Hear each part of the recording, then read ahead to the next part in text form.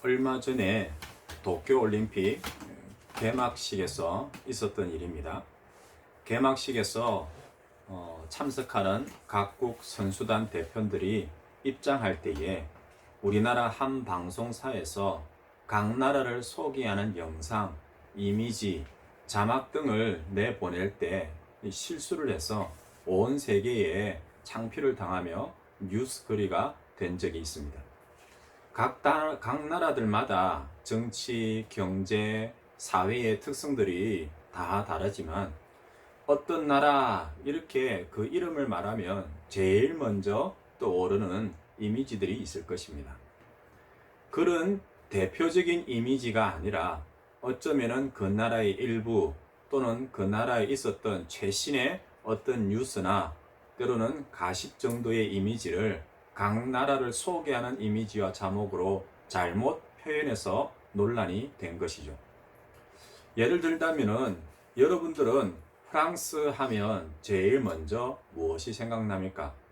프랑스의 수도인 파리, 또한 예전에 유명한 왕이었던 나폴레옹, 때로는 문화 예술적인 측면에서 루브르 박물관 등 많은 것이 떠오를 것입니다.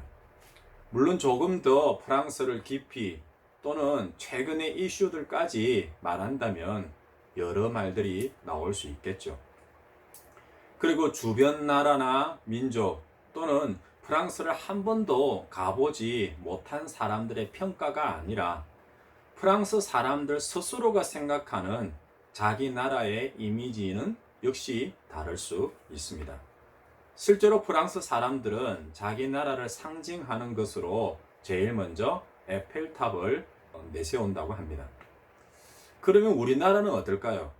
여러분들은 한국, 대한민국 하면 제일 먼저 떠오르는 것이 무엇인가요? 우리가 만일 외국에 나가서 사람들을 만날 때 나는 코리아, 한국에서 왔다 그렇게 말하면 대부분의 외국 사람들이 이렇게 묻습니다. North Korea 아니면은 South Korea. 저기 북한에서 왔냐, 북쪽에 있는 한국에서 왔느냐, 남쪽에서 있는 한국에서 왔느냐 그렇게 묻는데요. 우리는 어떻습니까? 우리 역시 한국 하면 남북한으로 갈라져 있는 상황에서 제일 첫째 이미지로 그것이 먼저 떠오를까요? 아니면 어떤 사람은 세종대왕, 때로는 한글, 또 어떤 사람은 이순신, 태극기, 무궁화. 최신의 이야기로 말하자면요, 전 세계적으로 유명해진 기생충이라는 영화 아시지요? 또한 BTS 아이돌. 어쩌면 이렇게 여러 가지 이미지가 생각들이 떠오를 수 있고 또한 조금씩은 차이가 날 수 있습니다. 하지만 지금 제가 진짜 묻고 싶은 것은 이러한 각 나라와 민족, 그러한 나라들의 상징과 첫 번째 이미지가 있는 것처럼 하느님 나라 하면 제일 먼저 떠오르는 이미지가 뭘까요? 때로는 예수님을 믿는 우리 그리스도인들을 대표하는 상징 또는 첫 번째 이미지는 어떤 것일까요? 성경을 조금 읽어본 사람은 예수 믿는 사람 하면은 예수님께서 너희는 세상의 소금과 빛이 되라 라고 했으니 빛입니다, 소금입니다 말할 수 있을 테고요. 아니 그보다도 더 먼저를 생각한다면 예수님께서 자신의 피 묻은 그 십자가 이렇게 떠올리시는 분들도 있을 겁니다. 그래서인지 많은 성도들이 십자가 목걸이를 때로는 귀걸이를 많이 하고 다녔던 적이 있습니다. 뿐만이 아니죠. 차나 집안의 여러 장식으로도 이러한 십자가가 많이 사용되었습니다. 한편으로는 예수 믿는 사람 하면은 다른 사람들은 다 놀러 가고 쉬는 그 주일마다 때로는 수요일이나 금요일 저녁에 그리고 모든 사람들이 잠들어 있는 새벽까지 많은 그리스도인들이 손에 성경책을 들고 교회로 나아가던 그런 시절과 그런 이미지도 말할 수 있습니다. 그리고 한때는 정말 한때가 되었는지는 모르겠어요. 하여간 예수 믿는 사람들의 찬송 소리가 교회나 각 가정들만이 아니라 사람들이 많이 모이는 공원이나 길가에서도 울려 퍼졌던 시절이 있었습니다. 그런데요, 지금까지 제가 예수 믿는 사람 하면 제일 먼저 떠오르는 그런 모습들을 이야기했잖아요. 어떻습니까? 그런 상징이나 그런 이미지가 지금 오늘도 우리 자신의 삶과 그리고 교회, 믿음의 삶에서 그렇게 먼저 떠올려지고 나타나고 있는지를 묻고 싶은 거예요. 오늘 우리 믿는 자의 삶과 교회는 어떠한가요? 이전에 감옥에 간 그리스도인이라는 그런 뉴스 기사를 읽은 적이 있습니다. 일제시대에 그리스도인이 감옥에 가게 되었을 때에는 대부분의 사람들이 이렇게 말했대요. 과연 역시 예수 믿는 사람이야. 그때만 해도 그 예수 믿는 사람들은 오직 예수, 절대 믿음을 외쳤고 복음의 진리를 따라서 삶을 살았던 사람들이었습니다. 이러한 믿음과 진리, 그 복음이 그 시대의 민족을 깨우고 또한 일제에 빼앗겼던 나라를 되찾는 그런 밑거름이 되었어요. 하지만 해방 후에 그리스도인이 감옥에 가게 되었습니다. 그때 사람들은 놀라면서 설마 아니 예수 믿는 사람이 그럴 수가 있냐? 때로는 예수 믿는 사람이 감옥에 가다니 말도 안 돼. 예수 믿는 사람들도 감옥에 갈 수 있다니 어떻게 이럴 수가? 놀람, 당혹, 충격, 아마 이런 감정의 표현들이 많았던 것 같아요. 6.25 전쟁이 일어나고 난 다음에 경제적으로 발전하기 시작하는 60년대, 70년대에 이르러서 그리스도인이 감옥에 가게 되었습니다. 그때 사람들은 이렇게 말했습니다. 할 수 없죠. 그들도 연약한 인간이니까. 때로는 쩌쩌쩌쩌 혀를 차기도 하고요. 이렇게 점점 그리스도인에 대한 실망감이 생겨나고 때로는 그리스도인답게 사는 사람이 점점 사라지기 시작한 시절이 있었습니다. 그리고 80년대, 90년대 어쩌면은 오늘 우리가 살아가고 있는 이 시대에 그리스도인이 감옥에 가게 되었습니다. 그때 사람들은 한 목소리로 이렇게 이야기를 합니다. 그러면 그렇지. 역시. 제가 제일 처음에 말씀드렸던 역시 라는 말과는 너무나 분위기가 다른 표현입니다. 이제는 이렇게 이야기를 하는 거죠. 기독교인이 다 그렇지 뭐. 예수쟁이도 우리랑 별 다를 것이 없어. 말만 그렇지 실제 행동은 그 삶은 어쩌면 우리보다 더 할걸? 이런 표현들이 나오고 있는 거예요. 21세기를 살아가고 있는 이 시대는 어떨까요? 인터넷 포털이나 TV 뉴스 등을 통하여서 정치, 경제, 사회 그런 분야를 나눌 필요도 없습니다. 누구 목사, 누구 장로, 누구 교회, 또한 성도 그런 말만 나와도 그 뉴스를 듣고 있는 사람들이 어떤 말을 할까요? 정말 저분이? 이런 표현을 쓸까요? 저 사람이? 그러다가 더 심해지면요, 저 XX. 이런 욕을 먹는 대상이 예수 믿는 사람이고 또한 교회가 되고 있어요. 서로 알고 지내는 사람들이 때로는 저에게도 가족과 친척들이 묻기도 합니다. 요즘 교회 너무 하지 않냐고요. TV에 나오는 목사라는 사람 정말 목사가 맞느냐고요. 때로는 예수 믿는 사람들이 왜 그러냐고요. 어쩌다 이렇게 되었을까요? 세상의 빛과 소금이 아니라 세상으로부터 손가락질 당하고 때로는 밖에 버려져 짓밟히는 존재가 되었습니다.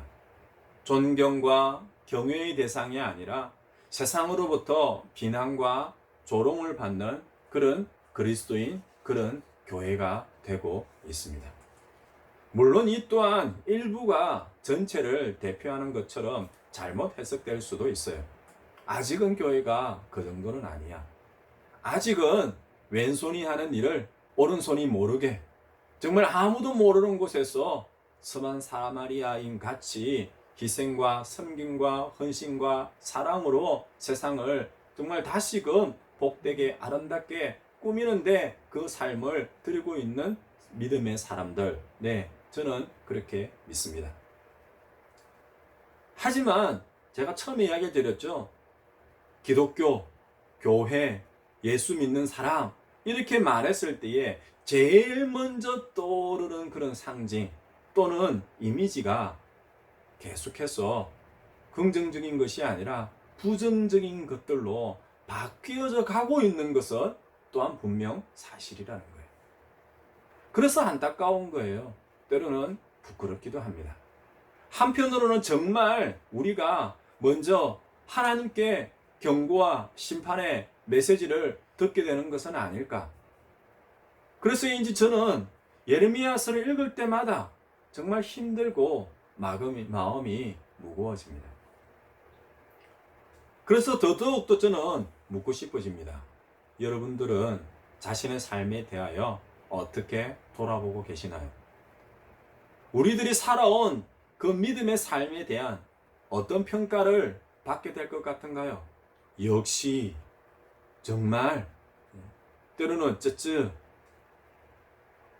어떤 표현을 여러분들은 듣게 될 것 같은가요? 저는 오늘 본문에 나오는 유다의 마지막 시대를 다스렸던 세 명의 왕에 대한 평가로 그 답을 대신하고자 합니다. 오늘 본문은 이 세 명의 왕들의 삶과 죽음에 대해서 말하고 있습니다. 그 삶과 그 죽음에 대한 평가는 물론 너무나 다릅니다. 각각의 죽음과 그 삶에 대하여 본문은 그냥 간략하게 요약을 하면은요, 이 세 마디로 그렇게 표현할 수 있습니다. 첫 번째는요, 울지 말라라고 얘기해요.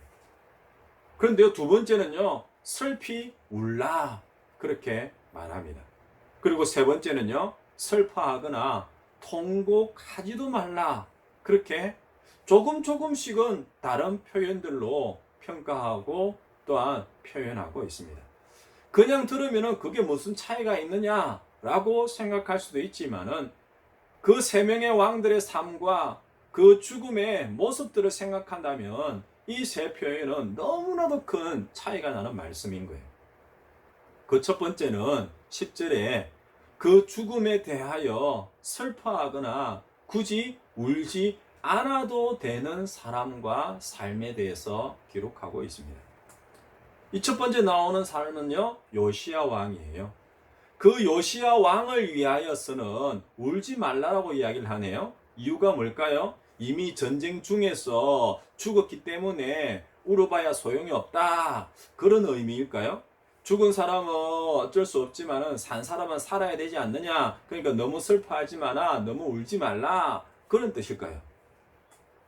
이 말씀은 요시야 왕의 뒤를 잇는 두 명의 왕들과 비교 가운데서 나온 말이에요. 그러니까 단순히 요시야 왕만을 생각해서 울지 말라가 아니라 뒤에 나오는 두 왕들과 비교했을 때에 요시야 왕을 위하여서는 울지 않아도 된다라는 그런 표현을 지금 쓰고 있는 거예요. 그 이유 중에 한 가지가 열왕기하 22장 2절에 이렇게 표현되어집니다. 요시야 왕은 여호와 보시기에 정직히 행하였고 그의 조상 다윗의 모든 길로 행하고 또한 좌우로 치우치지 아니하였다라는 그 삶에 대한 그 통치에 대한 평가 때문입니다.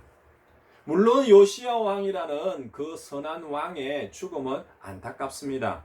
조금만 더 살아 있어서 유다를 개혁을 할 수 있었다면, 조금만 더 유다가 안정을 찾고 또 하나님을 찾는 그런 영적인 회복의 완성을 보았다면 유다가 조금 더 달라지지 않았을까. 하지만 요시야는 그 나름대로 주어진 사명을 다 하였고 또한 그 삶을 통하여서 아름다운 영적 발자취를 남겼습니다. 어쩌면 그래서 그 삶에 대한 미련이나 후회나 아쉬움이 있을 수는 있죠. 하지만 그 죽음을 위하여서는 울지 말라라는 그런 표현이 나오는 거예요. 하지만 이러한 요시야 왕의 죽음과는 정반대로 이번에는요, 울어주어야 할 그런 사람이 뒤에 나옵니다. 10절 하반절에 잡혀간 자를 위하여 슬피 울라. 그냥 우는 것이 아니라 슬프게 울으라고 이야기를 합니다. 우는 것 자체도 슬픈데 한마디를 더 표현하는 거죠. 슬프게 울라고요. 왜냐고요? 그는 다시 돌아와서 그 고국을 보지 못할 것임이라. 이 말은 두 가지 의미가 있겠죠? 첫째는요, 아예 돌아오지 못할 거니까 슬프게 울으라는 거예요. 아니, 돌아온다 할지라도 그 남유다라는 나라가 망하였고 없어졌으니까 더더욱더 슬피 울라고 말하는 뜻일 수도 있습니다. 이렇게 잡혀간 자는요, 요시야 왕의 네 번째 아들이었어요.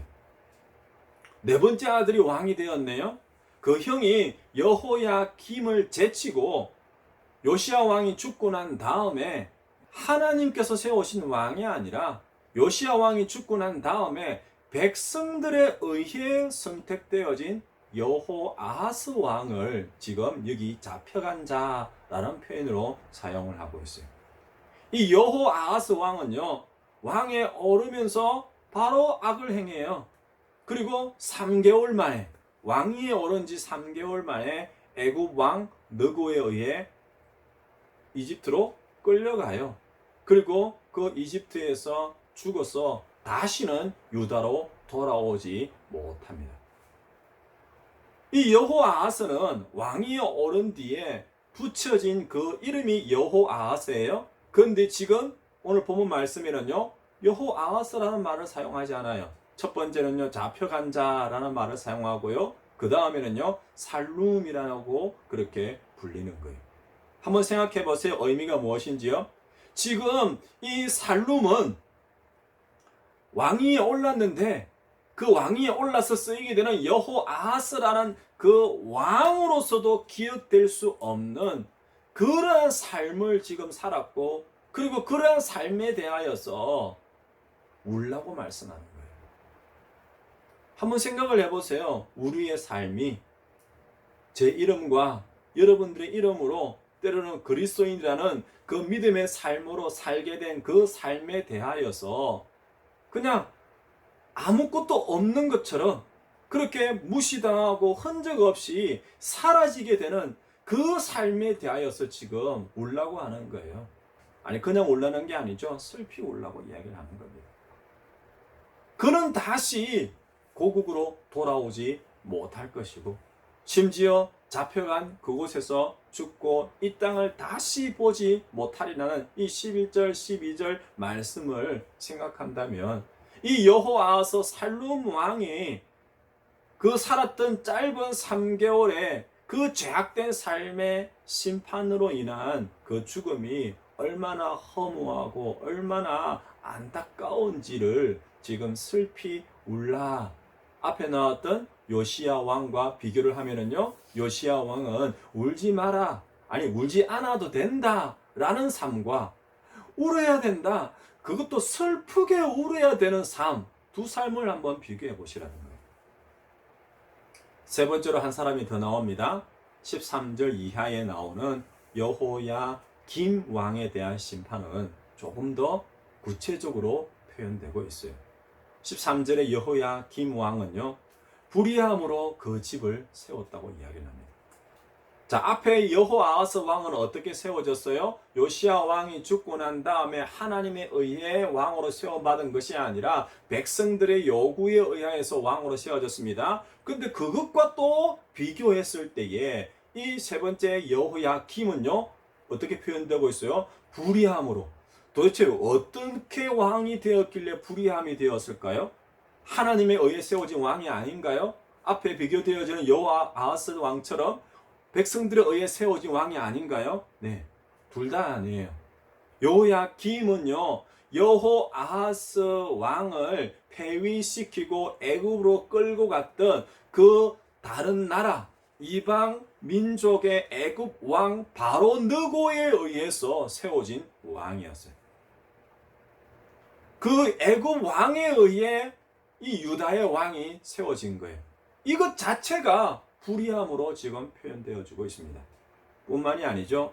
그렇게 세워진 여호야김의 그 통치의 모습과 왕으로서의 삶이 어떠했느냐. 지금 왜 유다가 이런 모습이 되었느냐, 이런 평가를 받고 있느냐, 이런 고난을 당하고 있느냐, 그런 유다의 현실을 여호야김은 전혀 바라보지 않고 있어요. 그 자신의, 아니 유다의 행악의 심판으로 자신 앞에서 폐위되어진 그 형제인 그 여호아하스의 예를 경고로 삼지 못하는 거예요. 오히려 여호아하스보다 더 큰 죄악된 모습을 보여줍니다. 앞에 여호아하스 왕의 왕으로서가 아니라 이름이 하나 더 있었죠. 살룸. 이 살룸이라는 말은요, 평화라는 의미예요. 보상이라는 의미도 있어요. 그런데요, 실제로 그 살룸 왕의 삶은 어땠어요? 평화였습니까? 아니면 전쟁이었습니까? 보상이었습니까? 심판이고 벌이었습니까? 이 여호야김이라는 왕의 이름도 무슨 뜻인지 아십니까?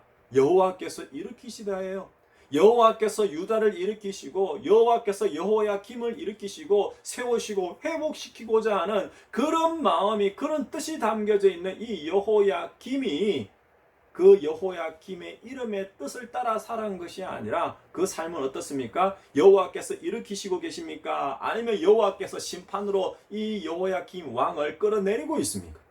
여호야김이 그 유다를 회복시키고 있습니까? 아니면 여호야김이 그 유다를 더욱더 망치고 엉망으로 만들고 있을까요? 그런 살롬 왕, 그런 여호아하스 왕을 위하여서는요, 너무 안타깝고 너무 어리석고 너무 창피하고 부끄러워서 울으라고 이야기를 해요. 슬프게 울라고 그렇게 말을 합니다. 그런데요, 그 다음 여호야김 왕을 위하여서는요, 어떻게 해요? 울지도 말라, 그렇게 말을 합니다. 제일 앞에서 이야기했던 요시야 왕도 울지 말라고 했죠. 그리고 나머지 제일 마지막에 여호야김 왕을 위하여서도 울지 말라고 이야기를 합니다. 그런데요, 그 울지 말라는 표현이 완전히 틀린 거예요. 그 아버지인 요시야 왕을 위하여서는, 그 죽음에 대하여서는 울지 말라고 이야기를 합니다. 아니, 울 필요가 없다는 거예요. 울어줄 필요가 없다는 말과 울 필요 없다는 말은 조금 틀린 거 아시죠? 예. 울 필요가 없다는 거예요. 그 삶이 그만큼 가치가 있었고 너무나 선하고 올바랐기 때문에 그렇게 많이 슬퍼할 이유가 없어, 이런 뜻입니다. 그런데요, 여호야김 왕을 위하여서는요, 울어줄 가치가 없다라고 말하는 거예요. 왜 그를 위하여서 슬프게, 아니 앞에서는 슬프게 울라고 했지만은요, 여기서는 슬프게 울어줄 가치도 없는 그런 삶. 저는 오늘 이러한 유다의 마지막 시대를 살았던 세 왕의 삶과 죽음에 대하여서 몇 가지 교훈과 적용점을 찾아보고자 합니다. 첫 번째는요, 하나님의 공의와 심판 앞에는 예외가 없다는 것이에요. 예레미야에서 계속되어 선포되어 왔던 그 심판의 메시지처럼 아무것도 모르는 백성들, 때로는 우상 숭배로 타락하였던, 이미 멸망당하여 없어진 그 북이스라엘의 10지파, 때로는 강력한 군사력으로 인하여서 여호와께 쓰임받고 있는 이방의 민족들, 주위에 있는 민족들 모두 다 마찬가지예요. 하나님께서 주신 그 권세로 백성을 하나님께로 인도하고 하나님의 뜻으로 다스려야 할 유다의 지도자들은 더더욱더 예외가 될 수가 없겠죠. 유다뿐일까요? 오늘 우리는 어떨까요? 혹시 나는 죄인이 아니라 그렇게 생각하고 말할 수 있는 사람이 있습니까? 나는 그대도 올바르게 살았다 라고 생각하시는 분이 있습니까? 나는 잘못도 했지만은 그보다 잘한 것이 더 많다고, 그래서 나는 괜찮다 생각하시는 분이 있습니까? 아니에요. 예외는 없습니다. 죽음에는 예외가 없고 또한 그 죽음 이후에 있을 심판에도 예외는 없습니다. 다만 그 심판 앞에 서 계시는 예수 그리스도와 그 십자가를 붙들기 전에는 말이에요. 그 십자가를 붙드는 자와 붙들지 않는 자는요, 그 죽음 이후의 마지막 심판 앞에서 한쪽은 양이 될 것이고 한쪽은 염소가 되어서 한쪽은 하나님과 함께 영원한 그 평화의 삶, 한쪽은 하나님을 떠나는 영원한 죽음의 삶이 있을 거예요. 두 번째는요, 우리가 조금 더 생각해 보아야 될 것이 있어요. 그것은 이러한 모든 심판의 이유가 어디에 있느냐 하는 것입니다. 정답은요, 바로 그들이, 이스라엘이, 유다가, 때로는 오늘 우리가 여호와의 언약, 하나님의 말씀을 버렸다는 것입니다. 이것을 오늘 본문에 앞선 예레미야서 21장 8절에서는요, 이렇게 표현을 했어요. 생명의 길과 또한 사망의 길로 나누어지는 그런 선택과 또한 결단, 삶으로 표현하고 있습니다. 불순종의 결과는요, 멸망뿐이래요. 사망의 길이랍니다. 그래서 다시금 의를 행하고 하나님을 섬기라는 그 생명의 길을 우리로 하여금 택하라, 그렇게 권면하고 있습니다. 하지만 8절에 오히려 유다와 그 예루살렘을 지나는 다른 민족들이 이렇게 묻고 있는 거예요. 때로는 안타까워하면서 때로는 조롱하면서요. 여호와의 이 큰 성읍이 어찌 이렇게 멸망하게 되었느냐? 여호와의 성읍인데, 여호와의 성읍인데, 그 여호와의 말씀으로 세워진 그 성읍인데 어찌하여 이렇게 되었느냐? 똑같은 질문을 오늘 우리가 살아가는 이 땅의 교회와 우리 성도들의 삶을 향하여서 던진다면 우리는 무엇이라 대답할 수 있을까요? 교회가 어쩌다가 이렇게 되었느냐? 하나님의 사랑과 공의가 넘치는 그 교회가 어쩌다가 이렇게 되었느냐? 하나님의 사랑과 십자가를 외치는 성도들의 삶이 왜 이 모양이냐? 왜 믿는 사람들이 이런 모습을 보이고 이런 평가를 받느냐? 무슨 이유일까요? 우리는 무슨 핑계를 대어야 할까요? 아니, 그 무엇으로도 말할 수 없습니다. 변명할 수도 없어요. 한 가지밖에 없어요. 하나님의 말씀. 때로는 그 말씀이 내게 힘겹게 어렵게 다가온다 할지라도, 때로는 그 말씀이 도무지 우리가 이해하지 못한다 할지라도 그것이 하나님의 말씀이면 우리는 들어야 해요. 우리는 들고 따르고 행해야 합니다. 하지만 그렇지 않는다면 결국은요, 우리가 말씀을 버린 것이 아니라 여호와를 버린 거예요. 이스라엘 초대 왕인 그 사울 왕처럼 하나님의 말씀을 버렸으므로 여호와께서도 왕을 버려서 그 왕에서 자리에서 내려오게 만드시겠다는 그 메시지를 우리도 듣게 될 거예요. 우리를 지으시고 우리를 향하신 그 하나님의 뜻을 떠난 것이 바로 죄입니다. 내 뜻대로 내 마음대로 살아보려고 한 것이 죄예요. 육신의 죄, 관계의 죄, 행함의 죄, 그 모든 죄는요, 바로 이러한 하나님을 떠난 그 죄에서 나온 것이에요. 그 죄된 삶의 결국은 무엇이라고요? 하나님을 떠난 내 삶의 결국은요, 바로 죽음뿐입니다. 심판뿐입니다. 그런데요, 그 죽음과 그 심판 앞에서 그 삶에 대한 평가가 이렇게 나뉘는 거예요. 울지 말아라. 울어주지 않아도 괜찮다. 울어라. 슬피 울어라. 아니, 울어줄 가치조차 없다. 여러분들의 삶에 대한 평가는 어떤 것일 것 같습니까? 마지막으로요, 이들 세 왕의 삶의 그 중심, 그 삶의 목표, 목적은 어디에 있느냐는 거예요.